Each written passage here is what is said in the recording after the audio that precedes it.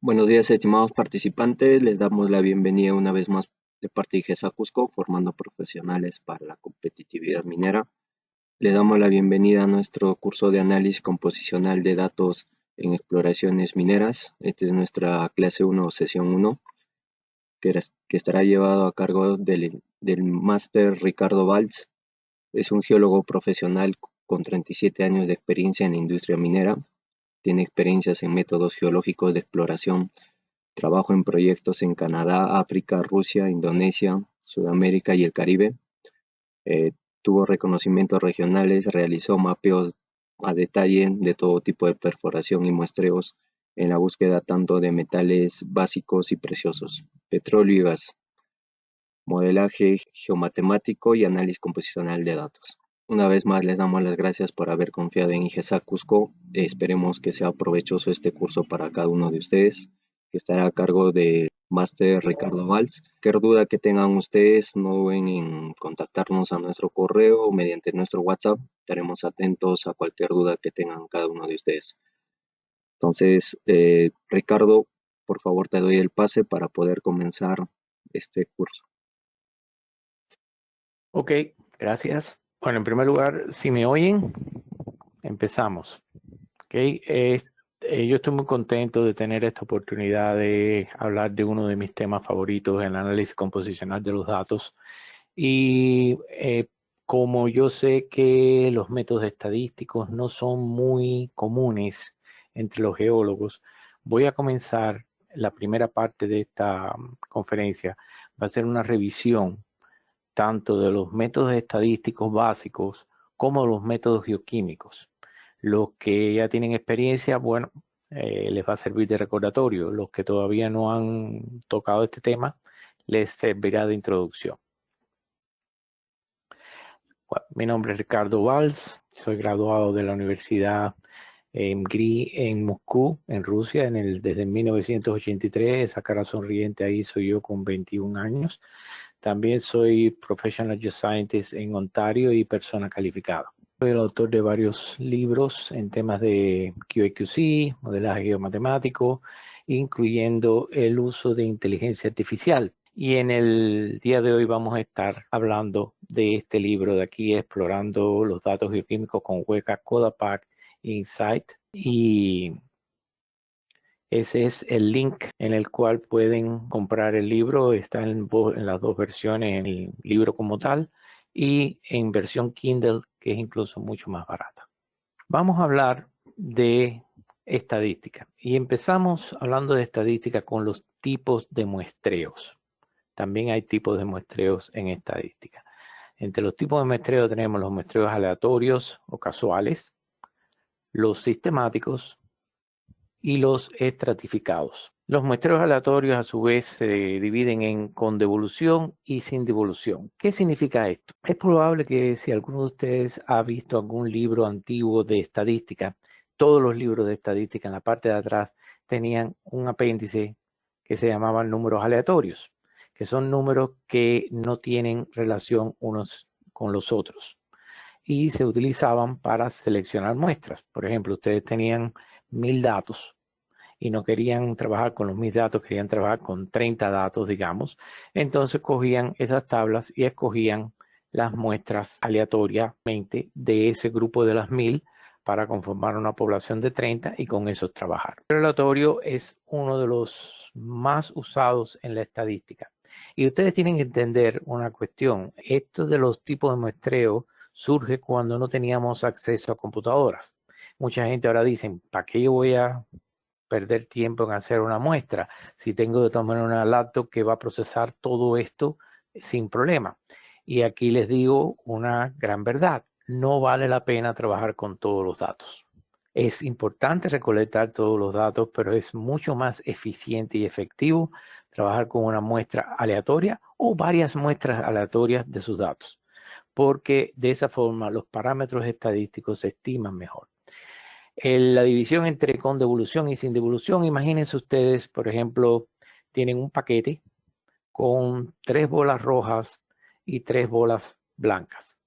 Si meten la mano y sacan una bola roja, en el paquete les va a quedar 2 rojas y 3 blancas. si vuelven a meter la mano y sacan otra pelota roja, ya les queda una roja y 3 blancas. Ahora, eso es sin devolución. Si ustedes en el primer caso metieron la mano, sacaron la bola roja y la volvieron a poner en el paquete, van a seguir teniendo 3 rojas y 3 blancas en el paquete. Y esto no me voy a meter en hablarles de probabilidades, pero es muy sencillo. Si ustedes trabajan sin devolución, una vez, por ejemplo, eran 3 rojas y 3 blancas, se sacaron una roja, ya nada más que les queda la posibilidad de 2 rojas. Si sacan otra más roja, solamente queda la posibilidad de una roja. Pero si la están devolviendo todo el tiempo, las probabilidades se mantienen de 3 a 3. Ese es con devolución. Normalmente nosotros no utilizamos el método con devolución, por el contrario, nos interesa tener más variedad a la hora de conformar nuestra muestra. El muestreo sistemático tiene la gran ventaja de que va a cubrir toda el área de nuestras muestras. Esa es la gran diferencia entre el muestreo aleatorio y el muestreo sistemático. En el muestreo aleatorio puede ser que cuando ustedes terminen de seleccionar todas sus muestras, aunque son aleatorias, dio la casualidad que todas las muestras les cayeron en una, digamos, en el costado inferior derecho del área de trabajo. Es aleatorio, es casual, pero eso para nosotros no es la mejor sistemática. Nosotros quisiéramos tener una muestra que cubra toda el área, y esos son los muestreos sistemáticos. El muestreo sistemático es muy sencillo. Si ustedes, digamos, tienen 1000 muestras y quieren hacer una muestra sistemática de 100 muestras, sencillamente dividen 1000 entre 100, da 10, y eso quiere decir que cada 10 muestras ustedes van a coger una para conformar su muestreo sistemático. Y de esa forma cubren todo el área. No voy a entrar aquí a explicar lo del muestreo estratificado, pero es un poco más complicado, pero es el más útil en la geología porque nos ayuda a agrupar nuestros datos por, digamos, tipo petrológico o por nivel de la mina o por lo que sea. Se estratifican los datos. Una vez estratificados, se puede aplicar el muestreo aleatorio y el sistemático dentro de cada uno de ellos. Y existe un método para determinar si la estratificación que ustedes hicieron es efectiva o no. Yo hace poco terminé y publiqué este libro, Geomatemática Aplicable. Es el primer tomo de 7 tomos en estadística aplicada a la geología. Este es el link si ustedes quieren ir a verlo. En estos momentos estoy trabajando en el tomo 2, que debe de salir a finales de este mes. Otro aspecto interesante de la estadística son las llamadas leyes de distribución. Y de entre leyes de distribución tenemos la normal, la log normal, la binomial y muchísimas otras más. Hay montones de tipos de distribución. Las más comunes para nosotros son las 3 primeras, por eso las puse en rojo. La distribución normal, esto estoy seguro que los que estudiaron estadística ya habrán visto este tipo de gráfico, es la llamada campana de Gauss, en el cual se forma una curva que tiene esta forma. Los valores al centro son los más frecuentes y corresponden al valor medio, y los valores extremos son los menos frecuentes y corresponden a los distintos niveles de anomalía. Para que una distribución sea normal, no solo tiene que tener esta forma de la campana de Gauss, tampoco puede ser o muy chata o muy alta. Esto es lo que se llama asimetría y exceso. Y montones de programas como Excel les van a ayudar a hacer este tipo de test. La log normal es aquella curva donde los valores se agrupan o bien al inicio o bien al final. Y en geología, esta es la distribución más común que nosotros encontramos, donde hay un gran grupo de valores al inicio y una larga cola con algunos valores extremadamente altos hacia el extremo derecho de la curva. ¿Por qué se llama log normal? Porque si ustedes aplican los logaritmos a esos datos, van a obtener una curva que se va a asemejar a la distribución normal.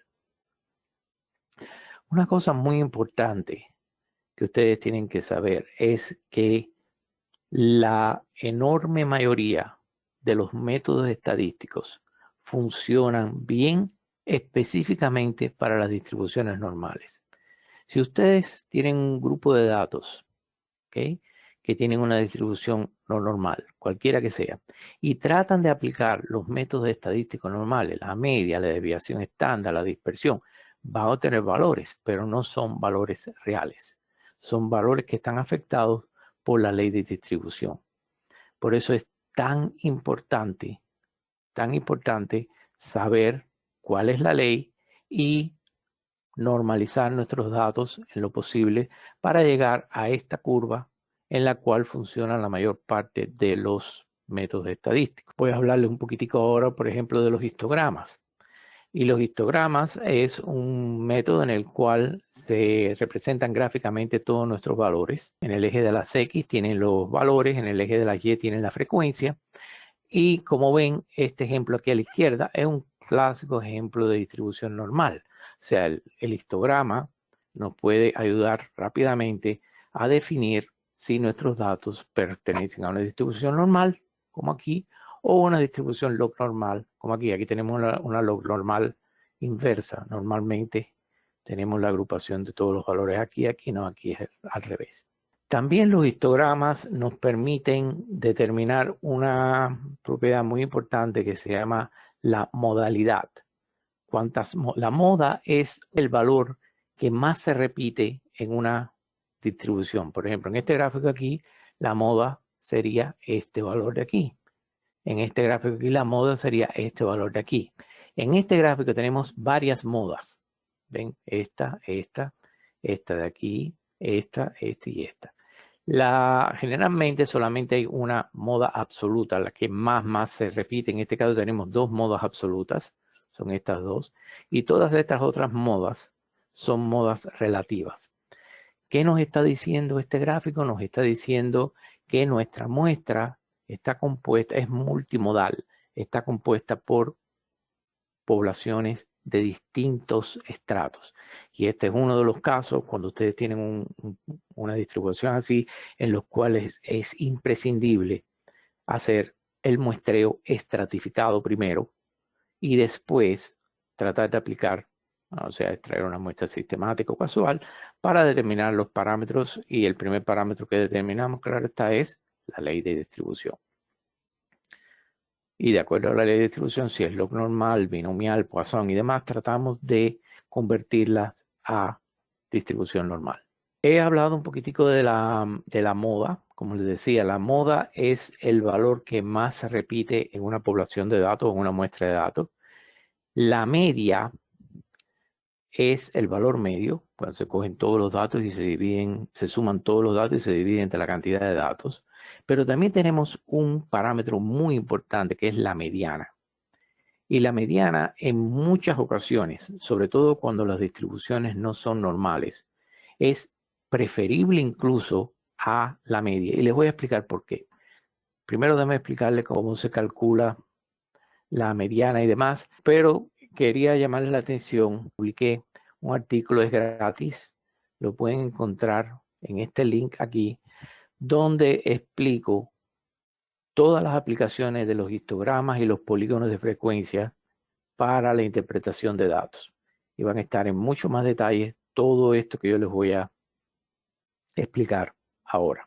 Entonces, les decía, los parámetros estadísticos más comunes: la media, la mediana, la moda y el rango. La media, todo el mundo la conoce. Suma de todos los datos entre la cantidad de datos es igual a la media. Para determinar la mediana hay que organizar sus valores en orden ascendente. Y sencillamente se escoge el valor que está en el medio y esa es la mediana. Si la cantidad de datos que ustedes tienen es par, entonces no hay un valor en el medio. Van a haber dos valores en el medio, cogen la semisuma de esos dos valores en el medio y esa va a ser la mediana. ¿Por qué yo digo que la mediana es muchas veces más eficiente que el valor medio? Supónganse en este ejemplo que ustedes tienen aquí, 3 más 5 más 5 más 6 más 8 más 10 más 12, que en lugar de haber sido más 12, hubiera sido más 2300. ¿Okay? Si el valor hubiera sido más 2300, claro está que la media les iba a dar un valor mucho más grande que 7, porque hay un valor extremadamente huracanado dentro de esa población. Pero en la mediana, los valores extremos no afectan, porque sencillamente, aunque en vez del lugar 12 fuera 3.000 millones de millones, el valor de la media seguiría siendo 6, porque es el valor que está en la mitad. Y esa es la gran ventaja de la mediana. Y por eso a veces cuando estamos muy apurados a la hora de procesar unos datos o estamos trabajando con datos que no son nuestros, o sea que no tenemos acceso a los datos originales, no sabemos cuál es la distribución, cuál es la distribución y demás, trabajar con la mediana es una forma más segura de determinar el parámetro, este parámetro estadístico de la mediana. La moda, como les digo, como les decía, era el número que más se repetía. Y existen modas absolutas, que es el que más se repite, y las modas relativas, que son los picos que ustedes ven en los histogramas.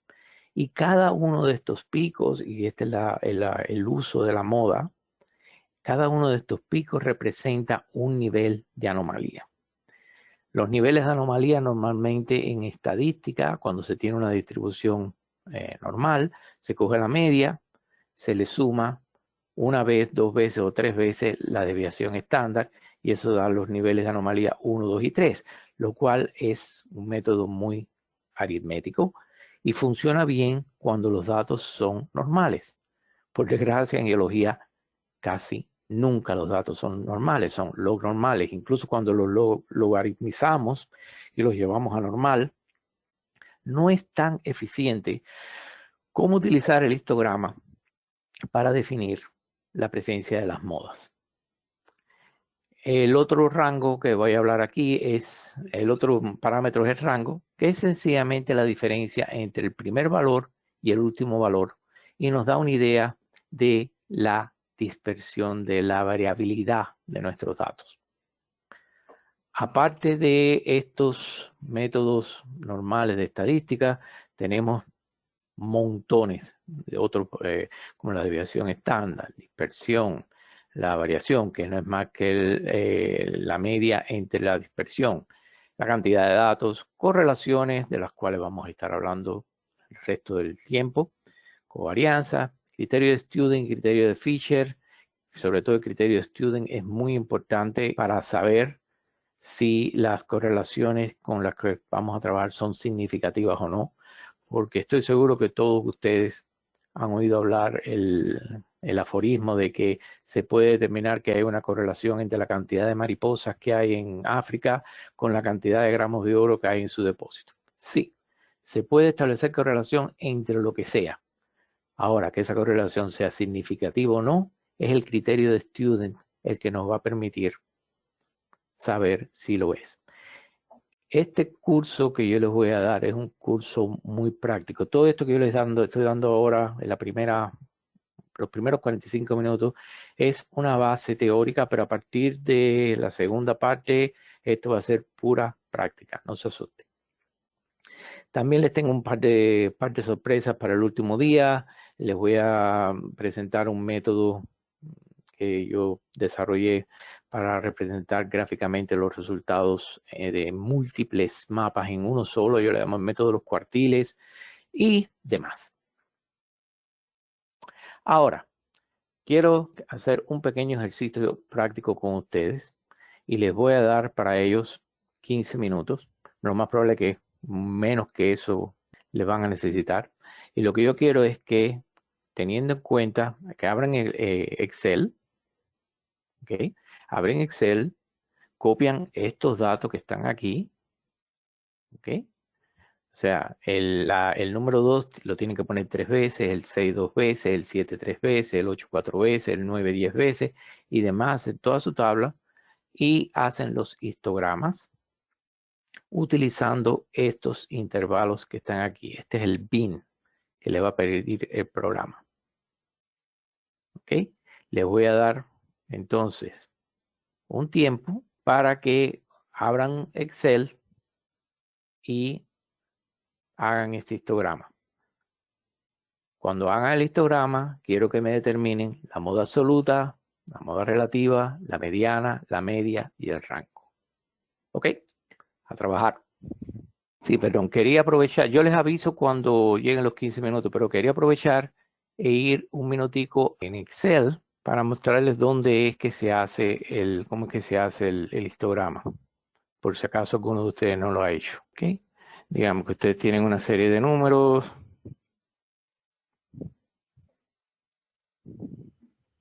¿Ok? Seleccionanlo y tienen los bins, que vamos a poner en este caso sea 1, 2, 3, 4, 5. ¿Ok? Para hacer el histograma, sencillamente van a datos, análisis de datos,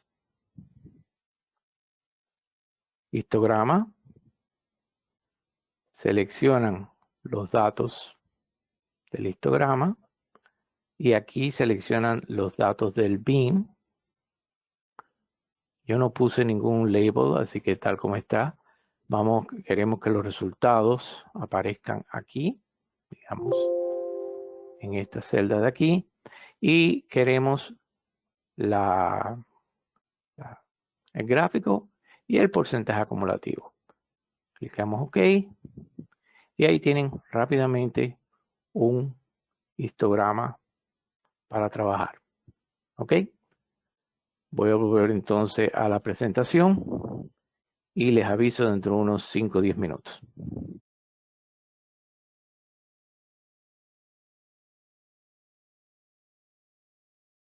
Bueno, creo que con 5 minutos, yo había puesto 15, pero en realidad con 5 minutos me imagino que ya hayan terminado.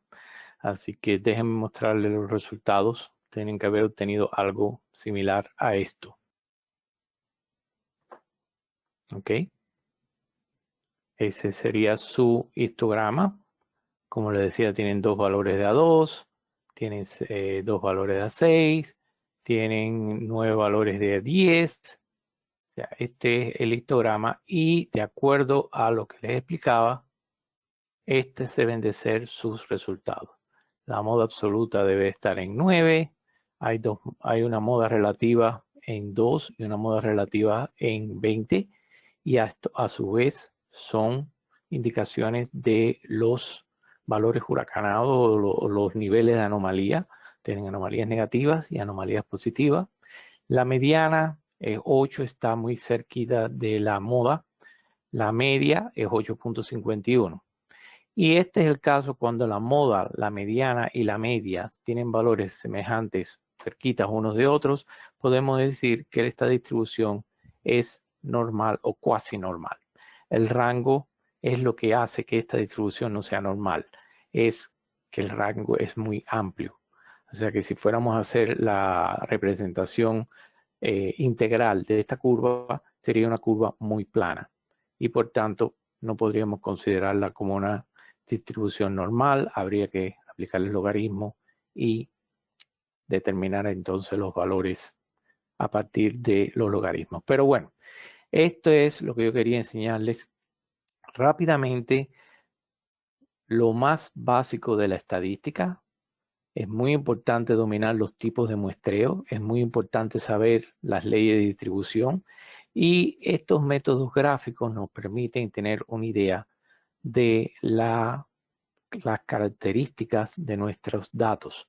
Un histograma por sí solo nos puede dar información sobre el carácter modal o polimodal de nuestros datos, la necesidad de estratificar las muestras y dónde están los niveles naturales de anomalía. Recuérdense que yo les decía que cuando utilizamos el método de la media más o menos 1, 2 o 3 veces la desviación estándar para determinar los niveles de anomalía 1, 2 y 3, es un valor, pero es un valor muy aritmético. Yo siempre prefiero utilizar los histogramas que me dan las agrupaciones naturales de mis datos para determinar los niveles de anomalía. Aquí yo utilizaría un nivel de anomalía -1 y un nivel de anomalía +1. Ahora, En los 5 minutos que me quedan antes del primer receso, vamos a hablar un poco de los métodos de los muestreos geoquímicos. Existen varios tipos de anomalías geoquímicas. Existen las anomalías mecánicas, las químicas y las quimomecánicas. Anomalías mecánicas son, por ejemplo, las aguas, cuando lavamos las arenas de los ríos para obtener los minerales pesados. Las químicas son los muestreos de suelo, de rocas, de agua, plantas, a veces hasta de aire. Y las químico-mecánicas son, por ejemplo, los sedimentos de arroyo, porque es química, pero al mismo tiempo ha sido desplazada, por eso que son químico-mecánicas. Y también en este grupo caen los análisis espectrales de las aguas. Ustedes pueden no solo obtener una fracción pesada para describirla en el microscopio, pueden separar la fracción magnética, pueden separar la fracción diamagnética, la fracción pesada, y cada una de estas fracciones enviarlas a hacer análisis espectrales. Fantástica la información que ustedes obtienen cuando hacen esto. Otro factor muy importante es la escala de los trabajos. La escala puede ser regional, local o detallada. En una escala regional, generalmente utilizamos los sedimentos de arroyos, los muestreos de aguas, los muestreos de plantas y las aguas. Ya a nivel más local, utilizamos los muestreos de suelo, aunque también podemos utilizar los muestreos de rocas, aguas y plantas.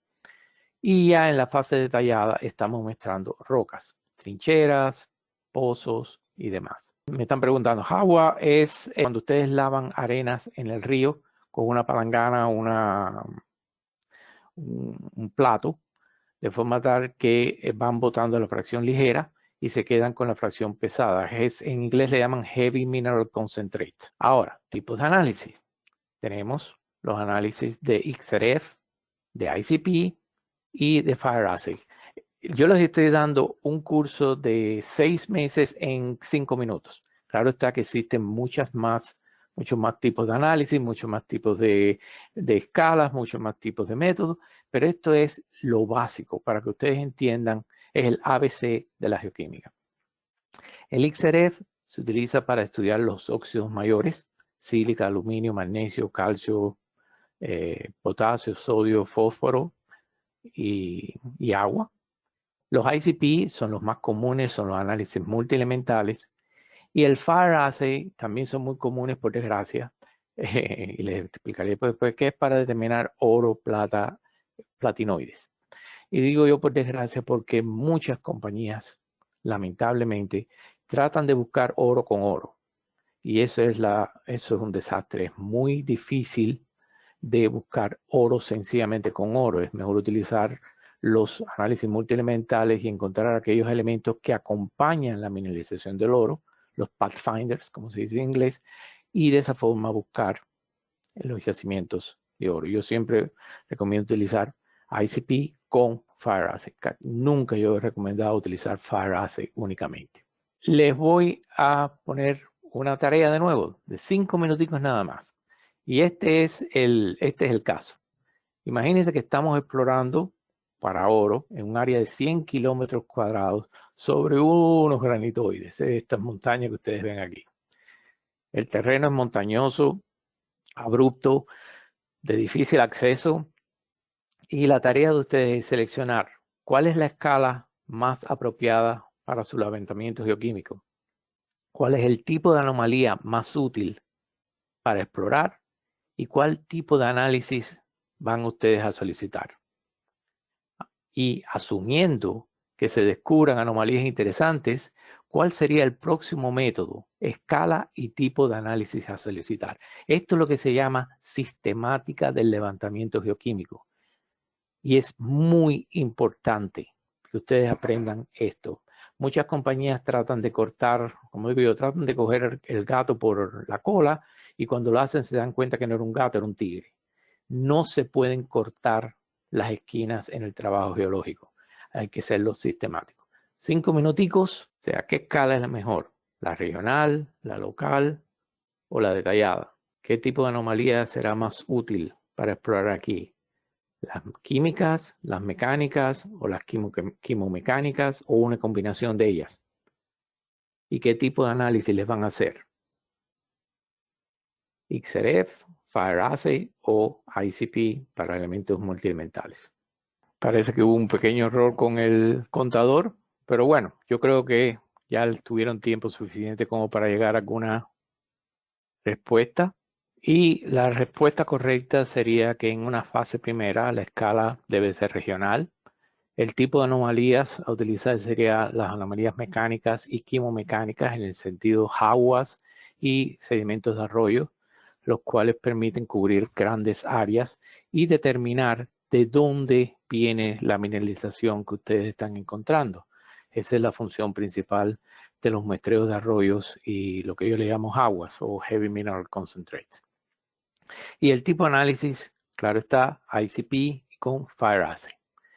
Si descubriéramos mineralización importante, entonces en la fase 2 trabajaríamos ya a una escala más local. El tipo de anomalía sería química, ya serían muestreos de suelo.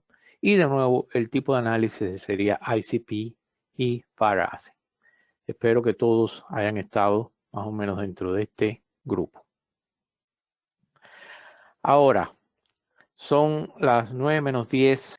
Diego, vamos a coger unos 5 minutos de receso porque me tomé 5 minutos más de la hora original y a las 9:05 resumimos.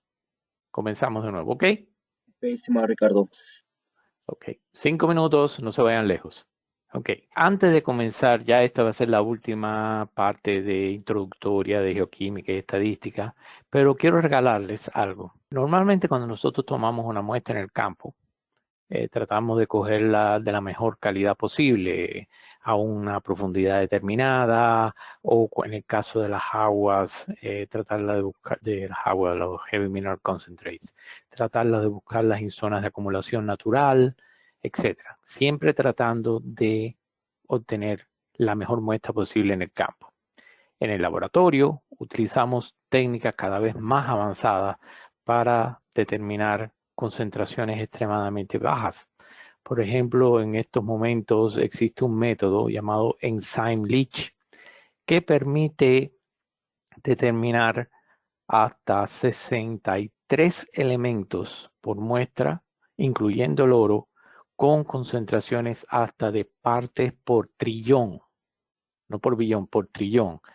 Eso me han explicado que es lo mismo de si usted está volando en un avión y mira hacia abajo, puede ver el ojo de una abeja en la Tierra. Eso es parte por trillón. Es increíblemente significativo.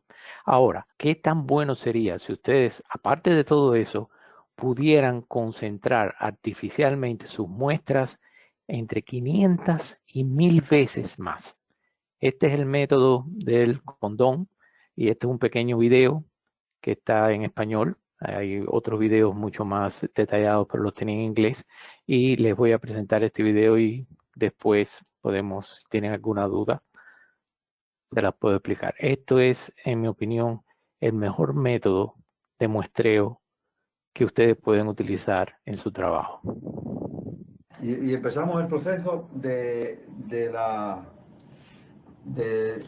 separar las fracciones usando un preservativo que no puede estar lubricado, porque si está lubricado puede ser que contamine la muestra y pasamos mucho trabajo en recuperar la fracción pesada, que a fin de cuentas es la que queremos analizar. Se abre el preservativo usando 3 manos para darle la mayor capacidad posible. Con una cuchara, con mucha tranquilidad y delicadeza, se le va echando la muestra que fue tomada del lecho del arroyo. Vamos, le echamos agua. No, es una quebrada, son quebradas secas. La llenamos de agua. Un poco más de tiempo. Ahí esperamos que se siente el agua, que le penetre a todo. Aquí ven, parece algo extraño, pero está lo más bonito. Ahí está la fracción completa, tal y como la depositamos, pero con agua. Ahora empezamos la agitación de forma tal que los minerales más pesados van al fondo y la fracción más ligera se queda encima. Empezamos ahí, así que el agua le circule,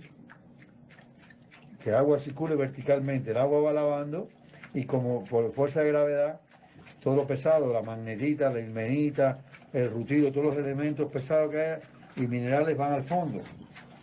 Entonces ustedes van viendo cómo va cambiando de tonalidades y ahora cuando terminemos vamos a observar cómo se ve el corte perfecto. Ahí está el corte perfecto. Miren el corte perfecto. La parte de arriba, la arena fina, el grano va aumentando en eso y la parte de abajo lo ven negro completo, que es donde están concentrados todos los minerales pesados, que en este caso son minerales de hierro. Entonces ahora vamos a terminar el proceso. Ahora el proceso es coger la puntica, cerrarla y la parte de arriba, la fracción ligera, depositarla porque esa la vamos a recircular y le vamos a hacer muestras controles. Ahora vamos, ven, síguenos, vamos al papel para agilizar el secado. Aquí ven el número de la muestra 0304 correspondiente al proyecto de San Martín. Ahí. Y entonces la fracción pesada la depositamos encima del papel de forma tal que se vaya secando lo antes posible. Ahí está. Cae la fracción, como pueden ver, mira la fracción más pesada aquí. Siempre algún mineral ligero que se queda, pero porque el proceso de agitación no es lo mismo que un laboratorio. Y entonces después que le damos media hora que esté el secado, que el papel absorbe la humedad, la depositamos en una bolsa Ziploc más pequeña y la enviamos al laboratorio más o menos alrededor de 50 gramos. Ricardo, 50 o 100 gramos.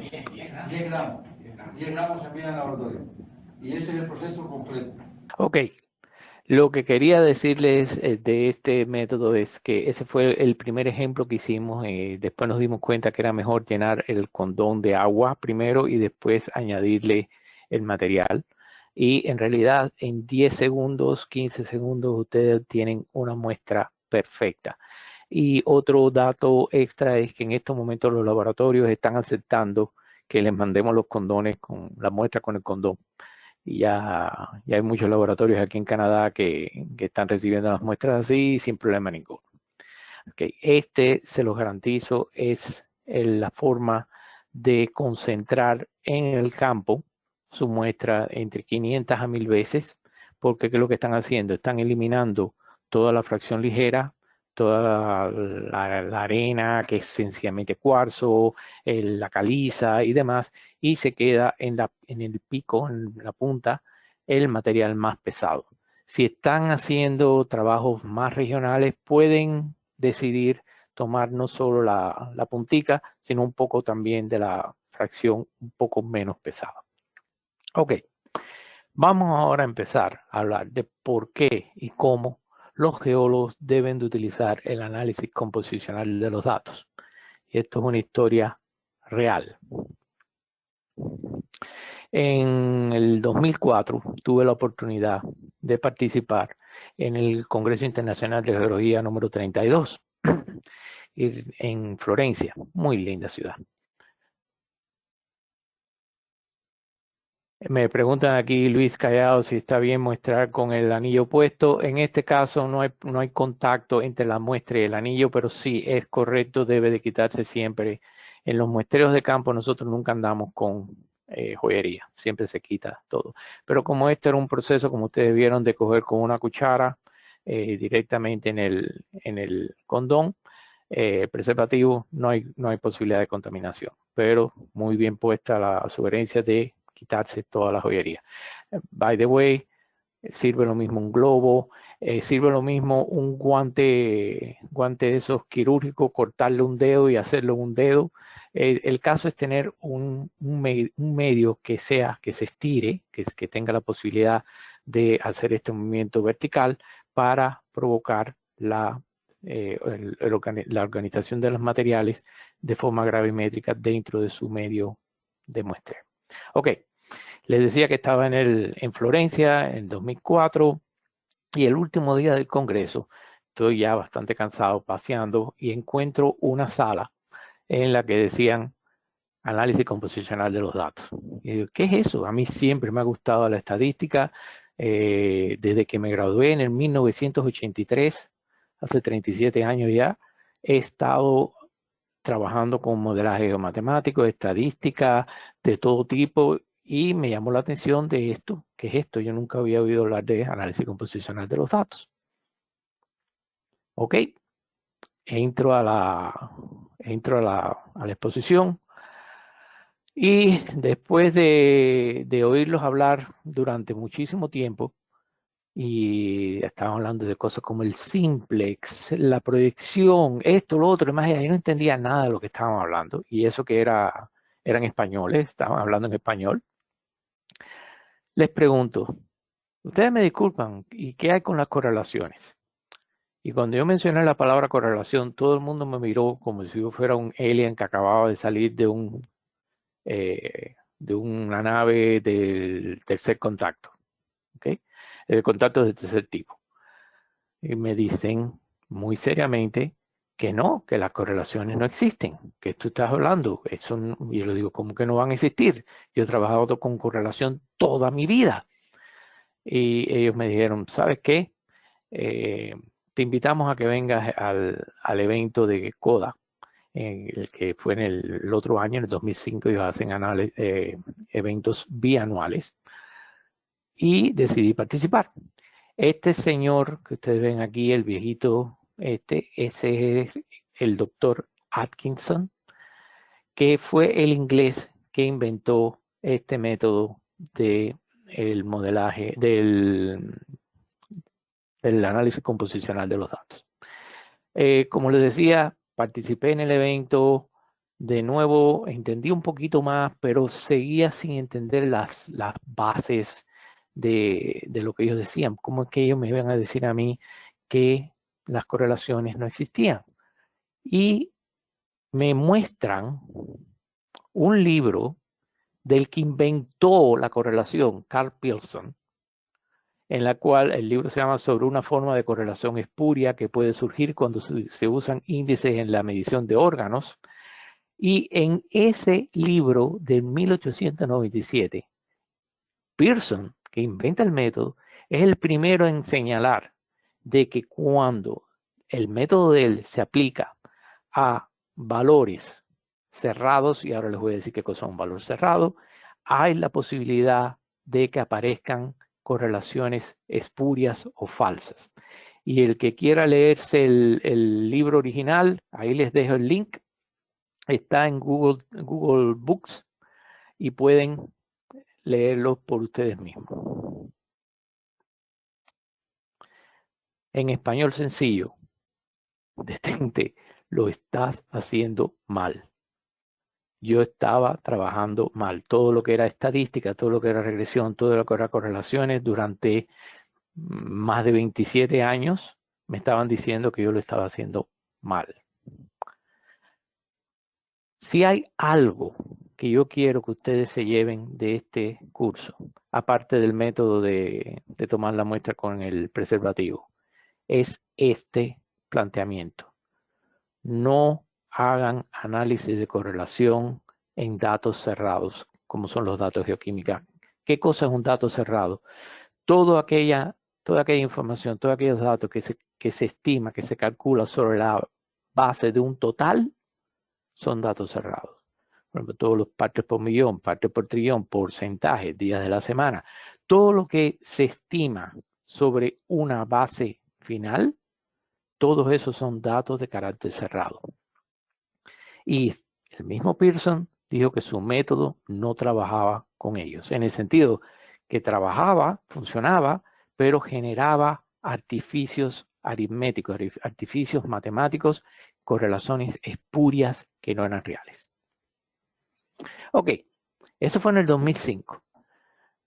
En el 2007, que fue el siguiente evento, yo dije, yo voy a aclarar esto de una vez y por todas, porque yo no podía creer de que, a pesar de haber leído lo que Pearson decía y demás, yo no podía creer que la correlación no existiera, no sirviera. Yo había utilizado en mi vida profesional la correlación múltiples veces, y no es que tenga muchos yacimientos descubiertos en mi nombre, pero tengo algunos, y siempre fue basado en el método de la correlación. Incluso un método que yo les voy a explicar aquí más adelante, que es el RCA, Rand Correlation Coefficient, el RCC, que es lo que yo utilizo normalmente en mi trabajo diario. Entonces dije, ok, voy a solucionar esto. Voy a crear un modelo ¿ok? En el cual yo voy a poner las correlaciones que yo quiera y después voy a aplicar la estadística normal y voy a demostrar que sí funciona.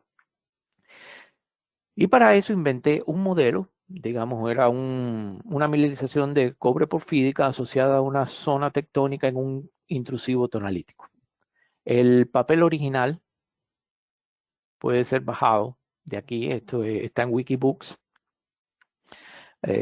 Ahí están las bases de datos, el modelo, la explicación detallada de todo para aquel que quiera revisar el trabajo, puede revisarlo, o mejor todavía, y se lo recomiendo, creen su propio modelo, ¿ok? Y pruébenlo. Ok, en este modelo que yo creé, esto es un ejemplo de los datos, ¿ok? Tenía coordenadas, todos los elementos mayores, todos los elementos traza, es una base de datos bastante grande. Los datos del modelo correspondían a una serie de condiciones preestablecidas. En primer lugar, era un sistema cerrado, o sea que la suma de todos los valores era igual o muy cercana al 100%. En segundo lugar, no habían valores nulos o por debajo del límite de significación. Lo hice para hacer el modelo más sencillo. Y tercero, no habían valores huracanados. O sea, el modelo era precisa y únicamente para probar la presencia de la correlación. De acuerdo a mi modelo, yo había puesto, cuando yo preparé los datos, yo establecí correlaciones positivas, por ejemplo, entre el cobre y el arsénico, entre el níquel y el cobalto, el magnesio y el potasio. Ustedes ven cuando hago los gráficos eran relaciones prácticamente 1 a 1. ¿Y esto cómo se hacía? Muy sencillo. En sus bases de datos, si yo, por ejemplo, quería que hubiera una correlación positiva entre el cobre y el arsénico, cada vez que yo incrementaba el valor del cobre, incrementaba el valor del arsénico. O si lo bajaba el valor del arsénico. ¿Okay? Y a su vez, puse correlaciones significativamente negativas entre otros elementos. O sea, que si por ejemplo yo aumentaba el volumen de potasio, disminuía el volumen de calcio y el silicio. Y de esa forma, manualmente yo creé mi base de datos. Se fijan aquí que estoy hablando de significativamente. Esto es donde se utiliza el criterio de Student. Como yo les decía, nosotros podemos establecer correlaciones entre cualquier cosa. Pero las correlaciones van desde +1 a -1 pasando por 0. 0 significa que no hay correlación. Por ejemplo, en la tabla de los números aleatorios no hay correlación. +1 significa que una correlación es muy positiva, -1 muy negativa. Pero entre el +1 y el -1 y el 0 hay un espacio que son las llamadas correlaciones significativas que se determinan por medio del criterio de Student.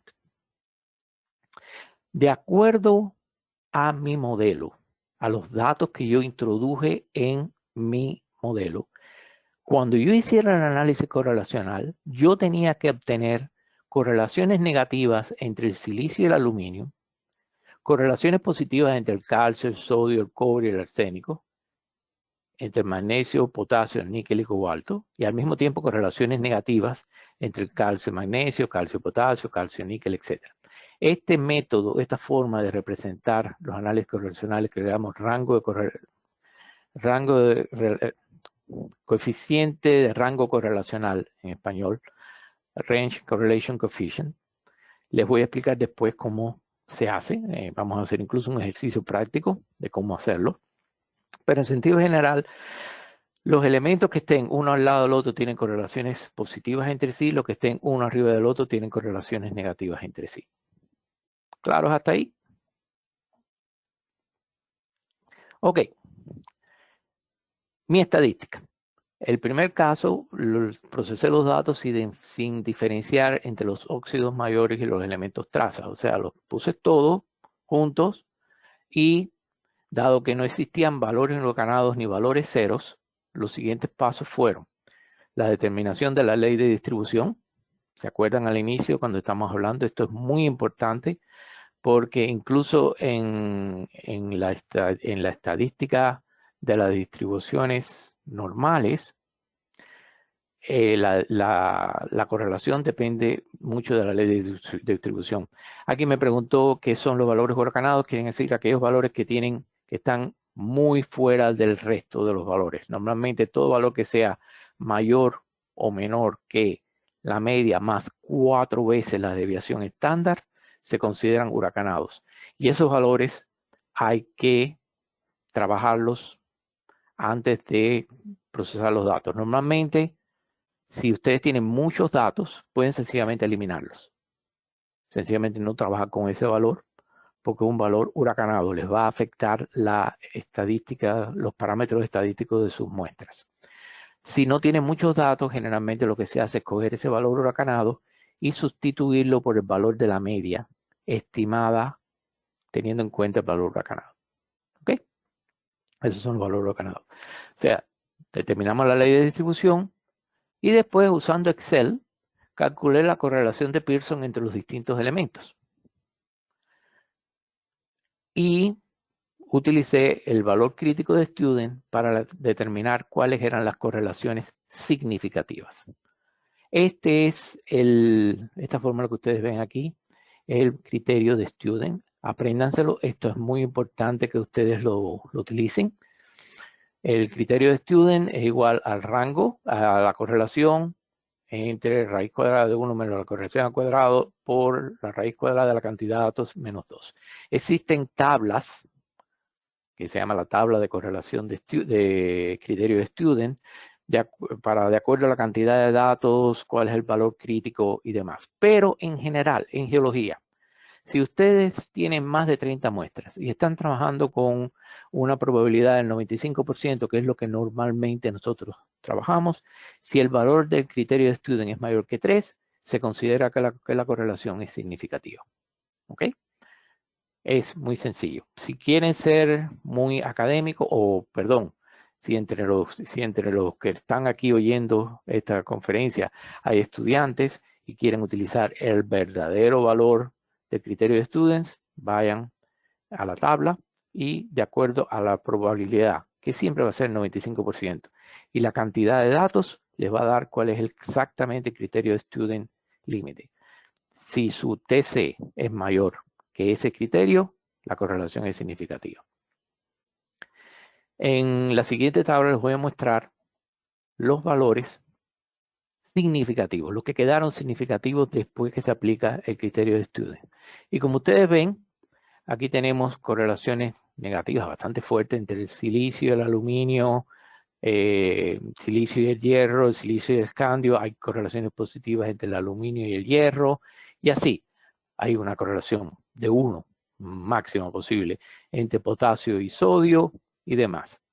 Estas son las correlaciones significativas. Cuando yo vi esto, antes de hacer mi coeficiente, dije, funcionó. Ahí están las correlaciones que yo puse, yo las estoy viendo.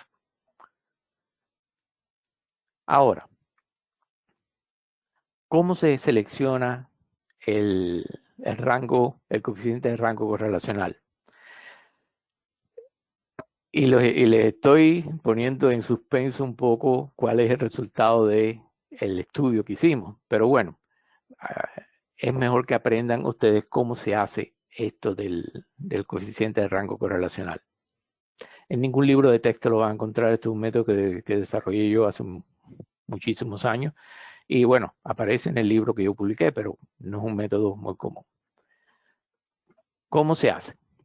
Se comienza por ordenar todas las correlaciones significativas, desde las más negativas hasta las más positivas. Ese es el primer paso. Segundo, comenzamos a configurar el coeficiente con los elementos con correlaciones negativas, poniéndolos en el numerador y el denominador. Por ejemplo, si ustedes tienen una correlación muy fuerte negativa entre el silicio y el calcio, ponen el silicio arriba y el calcio abajo, o el calcio arriba y el silicio abajo. Eso no tiene ninguna importancia. Lo que hace falta es que elementos que estén uno arriba del otro implica que son correlaciones negativas, significativas. Si se repite, por ejemplo, ustedes tienen una correlación negativa entre el silicio y el calcio y el silicio y el aluminio. Por tanto, sería silicio en el denominador calcio y aluminio. Pero como el silicio se repitió 2 veces, le ponen un puntico arriba del silicio. Y la próxima vez que el silicio, por ejemplo, hay una correlación negativa o positiva entre el silicio y el cobre, le vuelven a poner otro puntico al silicio. De forma tal que nosotros vamos ponderando la importancia de ese elemento, porque mientras más veces aparezca ese elemento correlacionado con otros elementos, más importante es. Por ejemplo, veamos este caso aquí. En este caso tenemos cobre más arsénico, quiere decir que el cobre está directamente relacionado con el arsénico, y ambos elementos están inversamente relacionados con el cobalto. Por tanto, el cobalto aparece 2 veces en estas ecuaciones y el cobre y el arsénico 1. Por tanto, el cobalto es más importante. Y a la hora de establecer, de escribir nuestro coeficiente, yo pondría cobre más arsénico dividido entre 2 cobalto, 2 veces cobalto.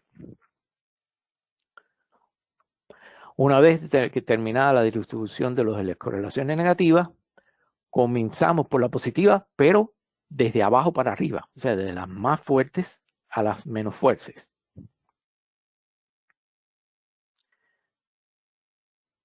¿Y qué sucede generalmente? Ustedes van a comenzar con las correlaciones negativas y van a hacer un coeficiente, pero de repente va a aparecer un elemento que no está combinado con ninguno de los previos. Por tanto, comienzan otro coeficiente. Y hay veces que les pueden dar 2, 3 coeficientes. Cuando comienzan a añadir las positivas, va a haber la posibilidad de que ustedes combinen esos 2 coeficientes en uno solo. Hay veces que no.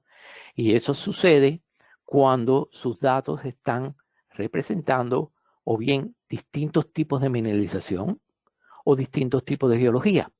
Por eso es que este método del RCC es tan importante, porque no es solo una forma de organizar los datos, es una forma de mapeo. Estos coeficientes les van a definir ustedes cuáles son, cuál es el tipo de mineralización que ustedes están buscando y hacer mapas específicamente para esos tipos de mineralización.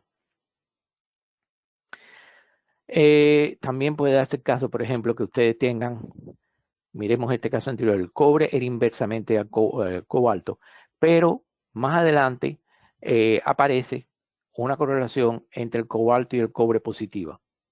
¿Un error? No, es que estamos hablando de 2 tipos de mineralización distintos, por tanto comienzan un coeficiente independiente. Ustedes pueden terminar con 3, 4 coeficientes al final de procesar todos sus datos. Claro está, si inicialmente, y si se acuerdan, el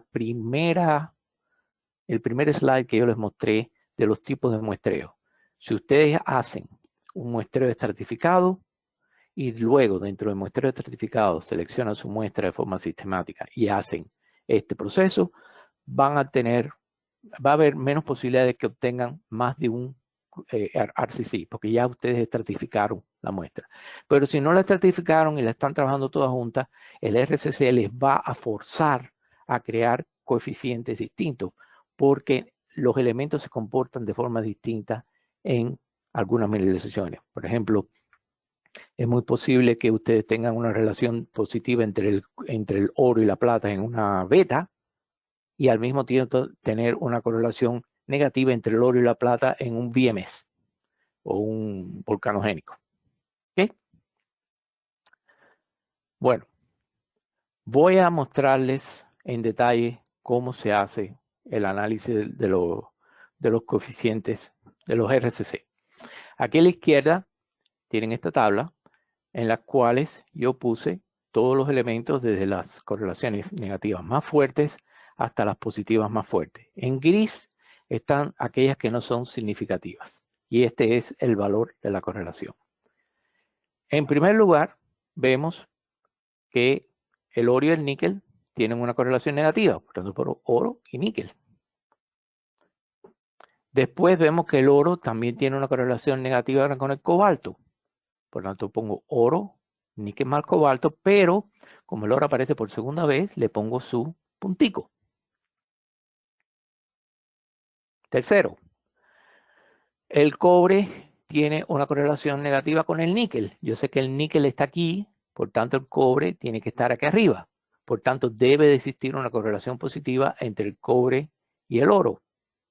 Que si no existe, o si aparece después una correlación que diga que el oro con el cobre es negativo, tendría que comenzar un nuevo coeficiente aquí. De nuevo, el otro elemento sería plomo, que es negativo con el cobre. El cobre está aquí arriba, por tanto el plomo tiene que estar aquí abajo. Voy a parar un segundo y me dicen si entienden lo que estoy haciendo. Comentario. Ok. Dicen Ingeniero Valls, buenos días. buenos días. Ciro Alegre por acá. Qué gusto saludarlo. Quería consultarle, ingeniero, este enfoque que usted está desarrollando. Usted mismo nos contó, inicialmente usted tomaba en cuenta, pues, para el análisis de varios yacimientos, la correlación que existe con los elementos químicos, pero luego al investigar se dio cuenta efectivamente que muchos de estos no seguían esa regla. Entonces, ahora con este nuevo enfoque que usted está desarrollando, ha podido evaluar nuevamente esos yacimientos, o en todo caso, la consistencia de la información para poder estructurar el enfoque de esos yacimientos sobre el nuevo conocimiento adquirido que nos está explicando ahora. Sí, esto yo le estoy haciendo un resumen de los últimos 20 años de investigación geoquímica y de modelaje geomatemático que yo he hecho. Este es el método que yo utilizo diariamente. Este es el método que mañana vamos a estar utilizando en la práctica, punto por punto.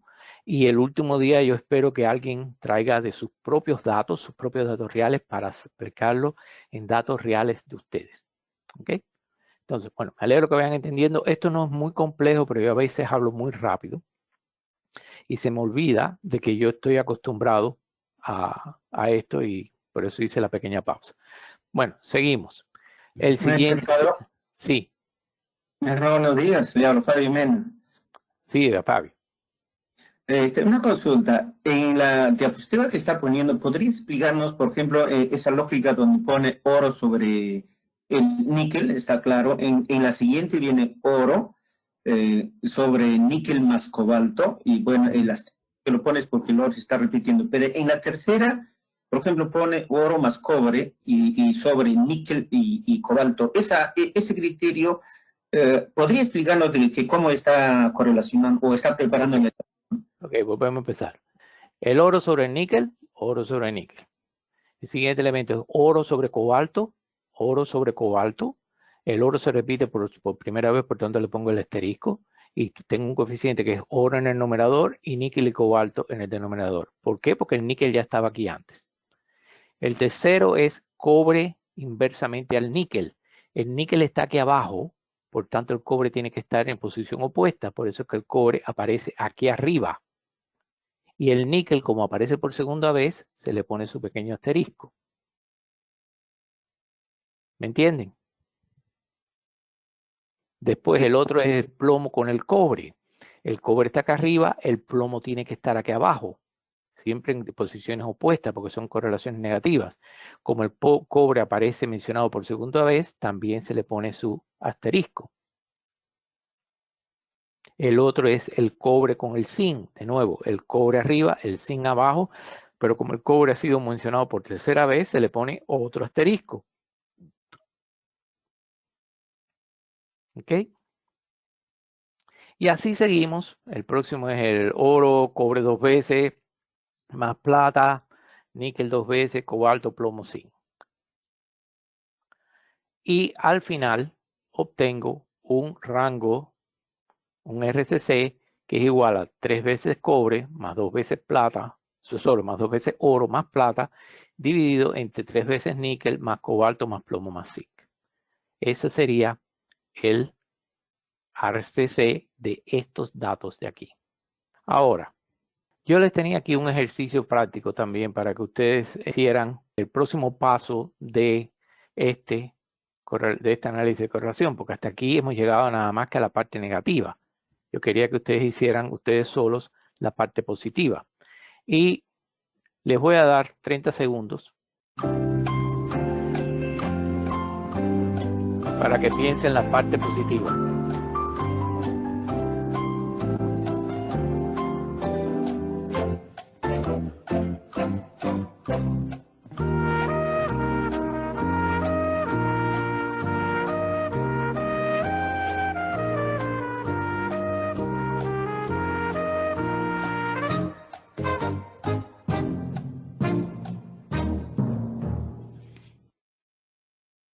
¿Ok? Y cuando añadimos las correlaciones de bario con plata, mercurio con cobre, plomo con zinc, obtenemos el RCC final de estos datos que tenemos aquí.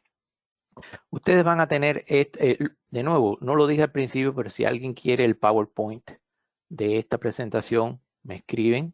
A mi correo es valsvg@gmail.com. Yo se las mando. Si tienen alguna duda con sus propios datos, en cualquier momento me pueden contactar. Trabajamos juntos sin problema ninguno. Y aparte esto va a estar en un video. Así que no hay problema con esto.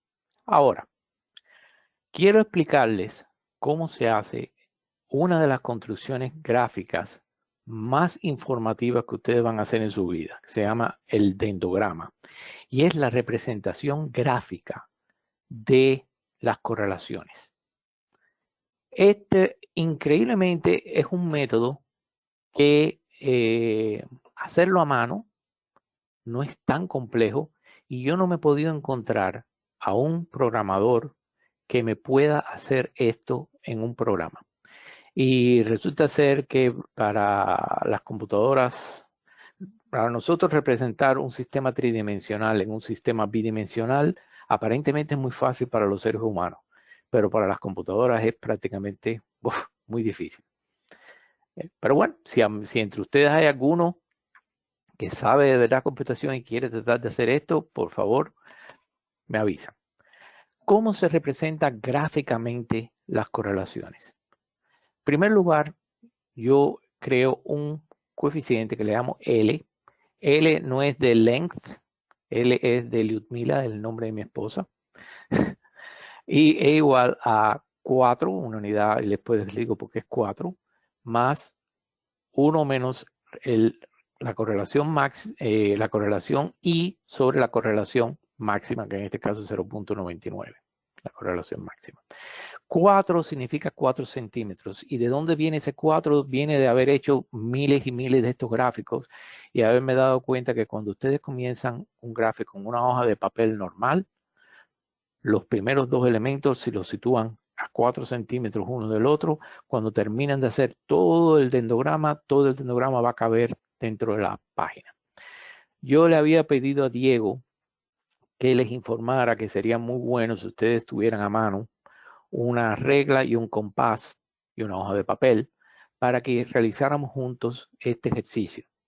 Si no, de todas maneras, como les digo, ustedes van a tener el video, lo practican y al final ustedes van a ver por qué es tan importante tener la representación gráfica de los rangos correlacionales. Ok, empezamos con, en este caso se empiezan siempre por las correlaciones más potentes, o sea, empezamos de abajo para arriba. Sabemos que el oro y el cobre son la correlación más fuerte y el valor de L es igual a 4. ¿Por qué? Porque RI sobre R máximo va a ser 1, 1 menos 1 es 0, queda 4 centímetros. O sea, pongo una bolita, AU, 4 centímetros acá, pongo otra bolita y le pongo cobre. La siguiente bolita es el cadmio, que está relacionado con el oro y está a 4.22 centímetros de distancia. Pero, ¿dónde? A 4.22 centímetros de distancia no sé exactamente dónde va a caer. Por tanto, lo que se hace es, con un compás, se marcan los 4.22 centímetros y se traza un círculo o un semicírculo alrededor del oro. Y después busco el próximo elemento que esté relacionado, o sea, el elemento cadmio, donde está relacionado con el cobre, que en este caso es aquí, que es 4.24. Y por tanto, poniendo el compás aquí y una apertura de 4.24, hago un semicírculo. Y donde estos dos semicírculos se cortan, ahí va a estar ubicado el cadmio, que está a 4.22 centímetros del oro y 4.24 centímetros del cobre. Como son correlaciones positivas, las pongo con color rojo. El siguiente elemento, que sería el níquel. El níquel tiene una níquel con oro. ¿Dónde está? Níquel con oro. ¿ok? El níquel con oro, que tiene una correlación de menos 0.95, una distancia de 5.96, y de nuevo, apoyando el compás en el oro, hago un semicírculo de 5.96, apoyando el compás en el cobre, hago una semicircunferencia de 5.87, y donde se cortan ambas circunferencias, ahí va a estar el oro. El níquel. Y como el níquel tiene una correlación negativa con el oro y con el cobre, la pongo en azul y en líneas discontinuas. Y así voy construyendo poco a poco el dendrograma. En este caso, el cobalto con el níquel tiene una correlación positiva y está a 4.5 centímetros de distancia. El cobalto tiene una correlación negativa con el oro, está a 5.8. La intersección de ambas me da la posición del cobalto. Como les decía, ustedes pueden hacer esto con un compás y una regla, o lo pueden hacer también muy sencillamente en PowerPoint. Sencillamente hacen las esferas, le ponen el tamaño exactamente 5.80 del diámetro, la centran sobre por ejemplo, lo centran sobre el oro y ya les va a dar la conjunción, la intersección de ambos círculos, les va a dar la posición de los elementos. Y aquí les iba a decir que hicieran ustedes el último gráfico, pero vamos a adelantar un poquitico de tiempo. Y este es el gráfico final. Lo que les quiero mostrar aquí es, por ejemplo, un caso interesante.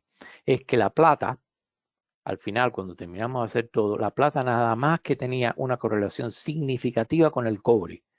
No había correlación con ningún otro elemento. Por tanto, yo esta plata podía ponerla puesto aquí, podía ponerla aquí, en cualquier lugar, en un radio correspondiente a esto.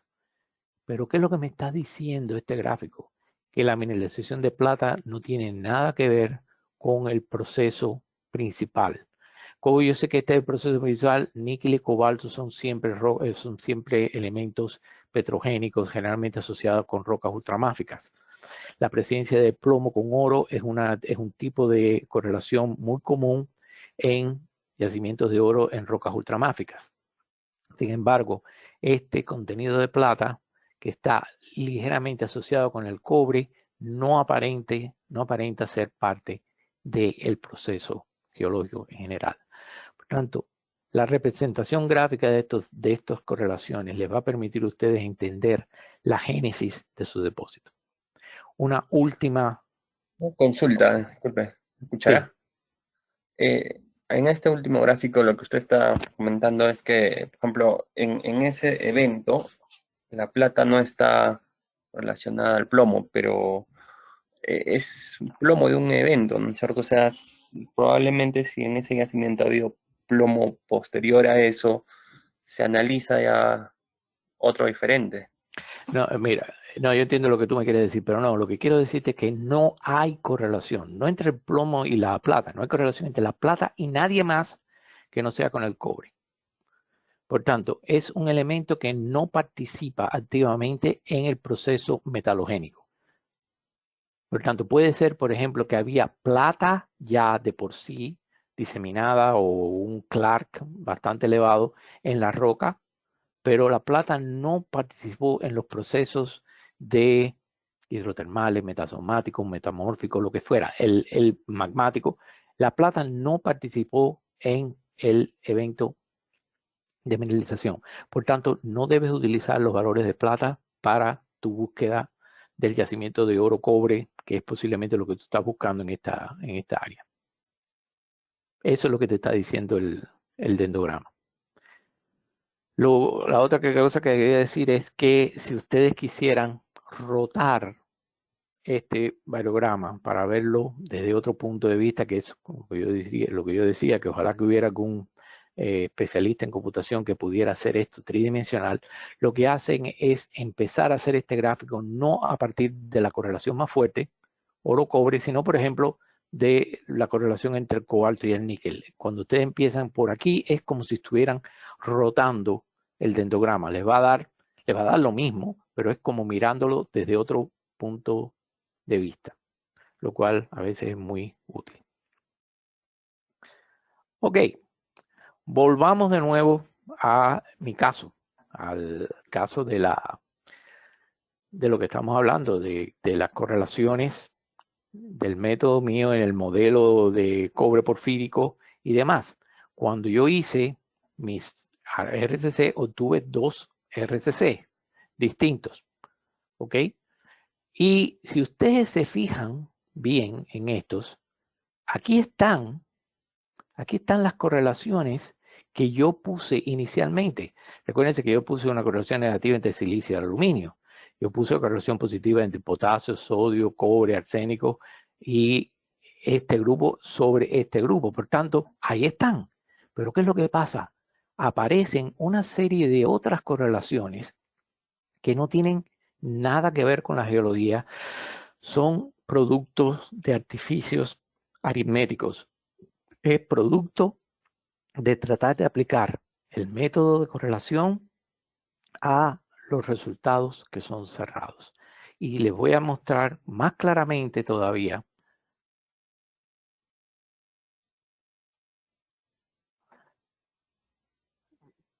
En el gráfico anterior decía que existía una correlación positiva significativa entre el silicio y el titanio. Como pueden ver, no existe absolutamente ninguna relación. Igual situación pasa con el aluminio, el hierro, el escandio, el titanio, el loss of the ignition. O sea, es evidente que cuando se aplica el análisis correlacional a datos que son cerrados, sí, vas a obtener las correlaciones que tú pusiste, pero se van a generar una serie de otras correlaciones que se llaman correlaciones espurias o de mentira, que nos van a fastidiar el proceso. ¿Y qué es lo que pasa en la práctica? Esto es, una vez que yo tuve mi RCC, lo ploteé sobre mi anomalía y como ven, la mayor parte de las anomalías caen fuera de la zona mineral. Es evidente que en algún momento yo hubiera llegado aquí, hubiera perforado aquí y con el tiempo hubiera llegado a descubrir el depósito. Por eso es que eso fue lo que yo me expliqué a mí. Digo, bueno, por eso es que yo he utilizado el método de coeficiente de correlación con éxito. Porque sí, hay una cierta correlación, pero la mayor parte de la anomalía queda fuera del cuerpo mineral. Yo había perforado por aquí, por aquí, por aquí y demás. Por tanto, no. Pero le dije, ok, a lo mejor el problema fue que yo procesé todos los datos juntos. ¿Qué pasa si yo separo los elementos mayores, los óxidos mayores, de los elementos traza? Y claro está que hay una desventaja inmediata al hacer eso, es que no puedo correlacionar los elementos mayores que generalmente están asociados a los procesos de alteración hidrotermal con los elementos traza. Pero dije, yo lo que quiero es ganar esta discusión. ¿Okay? Cuando hago el resultado, cuando hago el proceso, obtengo prácticamente,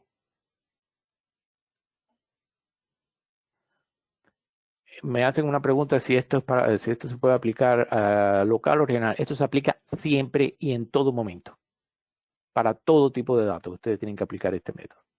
Ok, como ven, aquí yo tuve mejor resultado. De nuevo, en algún momento yo hubiera llegado a descubrir el cuerpo mineral porque hubiera estado procesando, trabajando aquí, pero también hubiera perforado aquí, también hubiera perforado aquí y demás. Por tanto, sí, mejorcito, pero no es lo correcto. Por tanto, es evidente que los sistemas cerrados provocan correlaciones espurias. El hecho de separar los elementos mayores de los elementos traza ayuda, pero no es tanto. Así que, ok, tengo que aceptar que mi estadística no es lo suficiente buena. Pero eso no significa que la de ellos sea mejor. ¿O sí?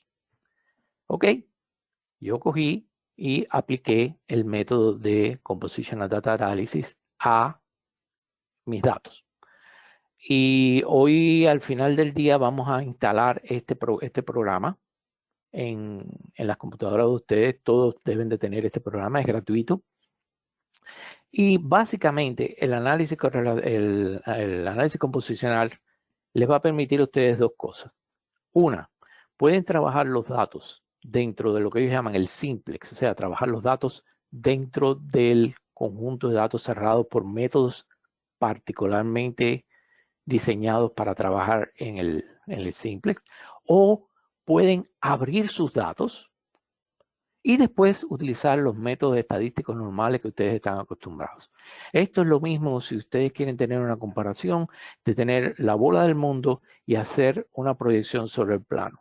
Con el Mercator van a obtener la mejor representación de la esfera en el plano. Esto es lo que hace Codapack. Ellos tienen 3 algoritmos llamados el CLR, el ALR y el ILR que permiten coger sus datos y convertirlos de cerrados a abiertos. Y una vez que están abiertos, a trabajar como normalmente ustedes habían hecho, correlaciones, regresiones, estadísticas, todo normal. Pero yo también les voy a enseñar cómo se puede trabajar dentro del simplex. Otro punto importante es que el análisis composicional de los datos es una estadística gráfica, en el sentido que la mayor parte de los resultados se obtienen a partir de representaciones gráficas, mientras que la estadística normal, un análisis correlacional, es una tabla. El valor medio es un número. Aquí vamos a tener gráficos que al interpretarlos nos van a dar la información correcta. Otro punto que yo quiero aclarar es que se conocía desde el inicio. El que inventó el método dijo que no funcionaba para datos cerrados. El problema que era que no funcionaba a la perfección, pero funcionaba. Y como es un método tan bueno, la gente siguió utilizando. Fue no hace ni 30 años que este doctor Atkinson, que yo les mencionaba al principio, él creó el CLR, el método de convertir los datos abiertos, y desarrolló por primera vez los métodos de la estadística en el simplex. Y por eso es que este método no es tan conocido, pero desde mi punto de vista, este método debería ser dado de forma obligatoria en todas las universidades que forman geólogos, porque es el único método, es la herramienta ideal para extraer la información correcta de todos sus datos. Aquí ven una pequeña sección de los resultados una vez transformados. El CLR los convierte todos a 0, que es el Central Log Ratio. Hay otros que la suma total es un número arbitrario, pero ya estos datos en esta forma ya están abiertos. Una vez que los datos fueron transformados, utilicé de nuevo el Excel con Pearson y obtuve este coeficiente. ¿Okay? Bastante largo, bastante extraño. ¿Y cómo se ve esto en el mapa? Una vez que yo ploteo este coeficiente sobre el mapa. Como ven, todas las anomalías están prácticamente arriba de la zona mineral y el epicentro está aquí mismo. ¿Okay? O sea que de cualquier forma yo hubiera encontrado el depósito porque estoy trabajando arriba de la zona mineral. Ese fue el CLR. Si utilizara nada más que las correlaciones más fuertes, y esto es una cosa que ustedes pueden hacer, si no me quieren creer a mí, si quieren seguir trabajando con sus correlaciones normales, por lo menos cojan las correlaciones más fuertes, las por encima de 0.95. De esa forma garantizan de que prácticamente no van a haber correlaciones espurias, lo que van a tener muy pocos elementos para trabajar. Sí, me preguntan de cómo se plotea. Ustedes ponen estos valores, crean el RCC para cada muestra y utilizando cualquier formato, programa gráfico, yo utilizo Surfer, hacen sus mapas con eso. Bueno, si solamente utilizara las correlaciones más fuertes, hubiera obtenido estos dos coeficientes, y cuando voy a representarlos en el mapa, como ven, es prácticamente perfecta la correlación. O sea, ya ahí yo encontraba el cuerpo mineral de lo que no hay remedio. Ok. Como les decía, hay 3 algoritmos para procesar los datos. Está el ALR, el CLR y el ILR. Les mostré anteriormente CLR. Ahora les muestro el mapa para la transformación del ALR. De nuevo, prácticamente es el cuerpo exactamente como lo había manejado. Y el ILR, y déjenme explicarles una cosa del ILR que mañana vamos a verlo en detalle. El ILR es el único método en existencia en el cual ustedes pueden introducir información geológica en sus datos antes de comenzar el procesamiento. Y eso me lo van a entender mejor mañana cuando hagamos un ejemplo práctico. Pero yo puedo, si yo conozco, digamos un caso, no es este caso, pero digamos que yo conozco un caso de cuáles son los elementos acompañantes del oro, yo puedo agrupar mis datos de acuerdo a elementos acompañantes y elementos no acompañantes y después hacer los mapas. El ILR es un método más complejo, no difícil, más complejo porque lleva muchos más pasos, pero es fantástico, es increíblemente potente en el estudio de los análisis de datos. En el caso del ILR obtuve un coeficiente de correlación extremadamente sencillo, magnesio más potasio. Ese fue el mapa. Es idóneo, ok. No me quedó otro remedio que reconocer que es importantísimo aplicar el método de composition data analysis para eliminar las correlaciones espurias.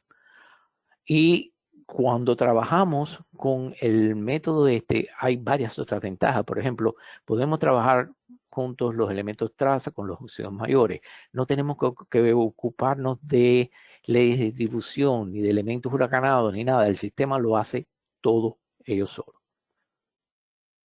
Ahora, hay otro método en la estadística que se llama el factor análisis o método de componente principal. Y aquí están los factor análisis factorial de los datos originales y de los datos por transformación con la ILR. Y vean los mapas. Como ven, ambos dan muy buenos resultados. Yo diría que el ILR da mejor resultado porque incluso me define los tres epicentros del cuerpo, pero es evidente que el análisis factorial también funciona. ¿Cuál es el problema del análisis factorial? El análisis factorial te va a dar, cuando se hace el análisis, te va a dar varios factores y tú tienes que tener el conocimiento geológico para interpretar cuál de esos factores es el que está mapeando la anomalía. O sea, el análisis factorial no se puede utilizar sin el cerebro.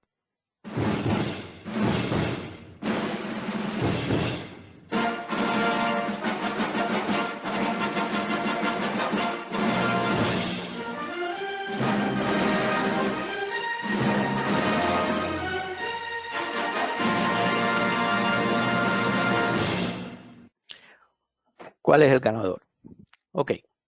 Si desean seguir utilizando la forma antigua de procesar sus datos, por favor, en primer lugar, el análisis de la ley de distribución, porque el análisis de correlación depende mucho de la ley de distribución.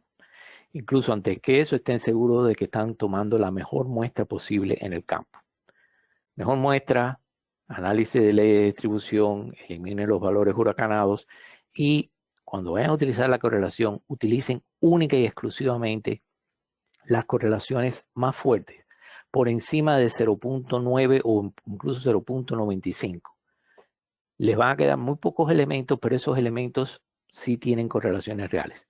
Y tampoco mezclen los elementos trazas con los óxidos principales, porque el método de correlación va a ser mucho más afectado por los elementos mayores, los óxidos principales, que por los elementos trazas.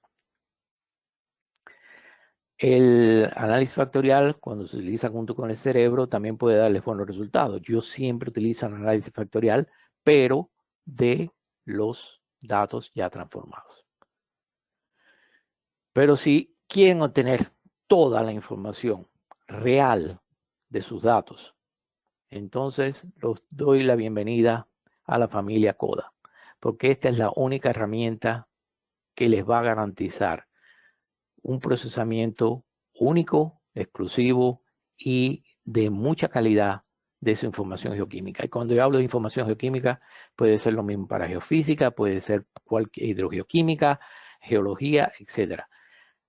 La gran ventaja del análisis composicional de los datos es que fue diseñado para datos cerrados, pero funciona igualmente para datos abiertos. Generalmente la geofísica, los métodos de geofísica son datos abiertos, porque si ustedes miden, por ejemplo, la magnetometría, va desde menos infinito hasta más infinito. No es como todos los métodos geoquímicos que son calculados sobre la base de algo, 100%, parte por millón, lo que sea, pero se pueden aplicar igualmente a datos de carácter abierto. Con esto terminamos la parte introductoria.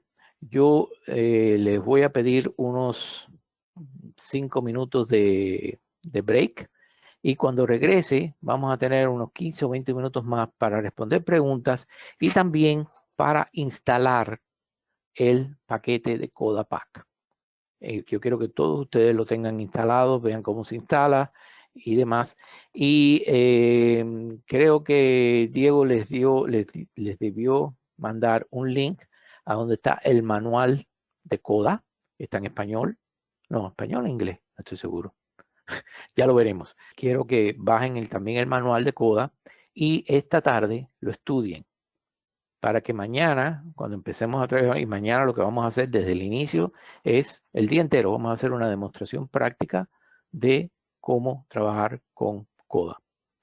Si los que estén interesados en conocer más, no solo de Coda, sino de la aplicación de inteligencia artificial al procesamiento de los datos y demás, ahí está el libro, donde es una guía paso por paso de cómo procesar los datos utilizando no solo análisis composicional de los datos, que es básico. Esto es tan importante que ojalá las universidades lo pusieran como un curso mandatorio en la preparación de los geólogos.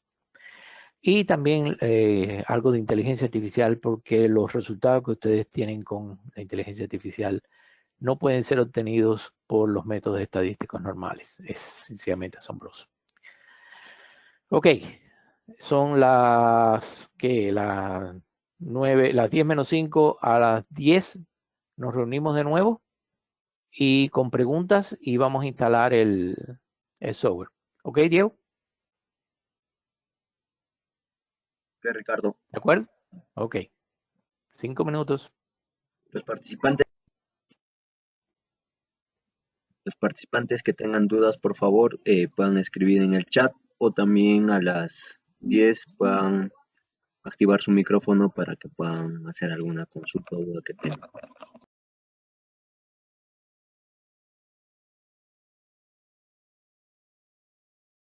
Ok. Para plantear los valores en el mapa se aplica la forma de para cada muestra y sí, ya esta la respondí. Ustedes lo que hacen es en Excel preparan la fórmula y sencillamente llenan la columna y después plotean esos resultados sobre el mapa. Para sacar las correcciones se deben tener todos los datos normalizados. Muy buena pregunta, Liliana. Si no estás aplicando el análisis composicional de los datos, tienes que tener los datos normalizados, que eso implica determinar la ley de distribución, posiblemente hacer el logaritmo, porque casi todos los resultados geoquímicos son logarítmicos por su propia naturaleza y demás. También se puede normalizar o estandarizar los resultados, todo eso ayuda, pero no hace falta hacer nada de eso cuando tú trabajas con el método de análisis composicional de los datos. Sencillamente coges los datos, los transformas por cualquiera de los tres o los tres algoritmos, ALR, CLR y LR, y ahí mismo vas trabajando con tus datos. Déjame ver aquí arriba. Ya dije lo que era Jawa, es el Heavy Mineral Concentrate. XRD. William, ¿a qué te refieres? ¿Qué tal? Buenos días, Ricardo. Me refería si podríamos utilizar en vez de data geoquímica de fluorescencia, data de difracción de rayos X para hacer todo esto en el composicional. Sí, sí, cualquier tipo de dato geoquímico, todos los datos geoquímicos son de carácter cerrado. Puedes utilizar, yo nada más que mencioné 3 porque son los básicos, elementos mayores, elementos traza y el Faraday. Y claro está, aquí yo veo Dilbert que me menciona que el ICP se hace con 4 ácidos. Bueno, tienes con bicarbonato, tienes varias formas de preparar los datos. Incluso el FireAce, existe el FireAce normal, el FireAce gravimétrico. No era mi intención dar una descripción completa de todos los métodos geoquímicos en el laboratorio, sino básicamente para que tuvieran la idea de que los métodos dependen de las condiciones del medio ambiente, de dónde estás trabajando, de la escala que estás trabajando y de acuerdo a las condiciones, qué tipo de anomalía geoquímica es más importante, la química, la mecánica, la químico-mecánica, etc. Y de esa forma escoger la mejor muestra posible. Sigo por aquí abajo. La malla de muestreo en una escala regional. Normalmente las escalas regionales se hacen a escala 1 en 100.000 a 1 en 50.000. Eso quiere decir que vas a tomar aproximadamente 2 muestras de agua y de 4 a 6 muestras de sedimentos de arroyo por kilómetro cuadrado. Pero si vamos a hablar de mallas gigantes, por ejemplo, Brasil hizo un muestreo cogiendo una muestra de arroyo cada, creo que eran 100.000 kilómetros cuadrados. O sea, eso sí es regional. ¿Ok? Y el objetivo, recuérdense que en los muestreos regionales no se trabaja por malla, se trabaja por lógica. ¿Cuál es el objetivo? ¿Cuál es el objetivo del muestreo regional? Determinar de dónde viene la mineralización. Por tanto, lo primero que ustedes hacen es hacer un estudio geomorfológico, determinar lo que se llaman las líneas de parteagua, o sea, las líneas de máxima elevación, que determinan las piscinas de denudación. Por tanto, si ustedes tienen una piscina de denudación y tienen 2 o 3 arroyos que vienen por ahí, no tienen que tomarlos todos. Puedes coger una sola muestra, te puede garantizar, te puede determinar si hay mineralización en esas cuencas. Y ese es tu objetivo inicialmente, determinar las cuencas, las macrocuencas que tienen mineralización. Después, más adelante, puedes hacer un estudio más detallado, incluso siendo todavía regional, pero más detallado. La macrocuenca tiene 3 pequeñas microcuencas. Ok, ¿cuál de esas 3 es la que tiene la mineralización? Y así te vas llevando poco a poco a la escala local, que ya serían los muestreos de suelo. Valores huracanados, ya les dije, son aquellos valores que son el valor medio más o menos 4 veces la desviación estándar como mínimo. Outlier, sí. Según entiendo, se van analizando cada una de las relaciones. Sí, así mismo es. Empezamos por las relaciones negativas porque son las que nos permiten establecer el coeficiente. Y después añadimos las positivas para rellenar ese coeficiente y a veces nos forman 2 coeficientes distintos. El muestreo de RCC yo lo aplico a todo. Desde local, regional, todo es muy, muy sencillo. Ok, estas son las preguntas que estaban en el chat. Si existe alguna otra pregunta. Perdón, Ricardo, no tenía mucha conexión, estaba conectándome intermitentemente. Quería consultarte acerca de los histogramas que mencionaste al inicio. No sé si mencionaste que se debería llegar a la normalidad, o sea, a la campana de Gauss, ¿no? Para poder hallar ese estadígrafo, se utiliza generalmente en estadística Anderson-Darling, entre otros, ¿no? Para este método, ¿se necesita llegar a esa normalidad o no necesariamente? Y si es así, ¿qué estadígrafos recomendarías usar? No hace falta, como te digo, cuando tú trabajas con el método de análisis composicional de los datos, no tienes que hacer determinación de la distribución, ni de normalizar, ni determinar valores huracanados, ni nada. El método, los algoritmos normalizan los datos de acuerdo al algoritmo que ellos tienen. Y con respecto a los histogramas, como yo digo, yo puse ahí un link de un paper, un artículo que es libre, se puede bajar, se llama El empleo de histogramas y polígonos de frecuencias en la geología, donde yo explico todas las aplicaciones y tareas prácticas que se pueden resolver con el histograma. Una cosa que no mencioné y que debía haber dicho era que para unificar un poco la interpretación de histogramas, siempre la cantidad de intervalos en un histograma debe variar entre 10, 15, no más, grupos de datos.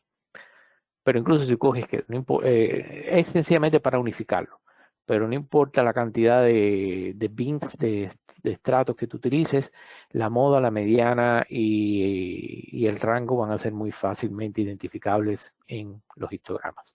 Si no hay nada más o si viene algo más, vamos a ir a la internet. Van a cualquier browser, yo utilizo Chrome, y escriben Codapack, ¿okay? Y van a tener los dos links que yo quiero que ustedes instalen. En primer lugar, este que está aquí abajo es el manual de uso, ¿okay? Es un PDF.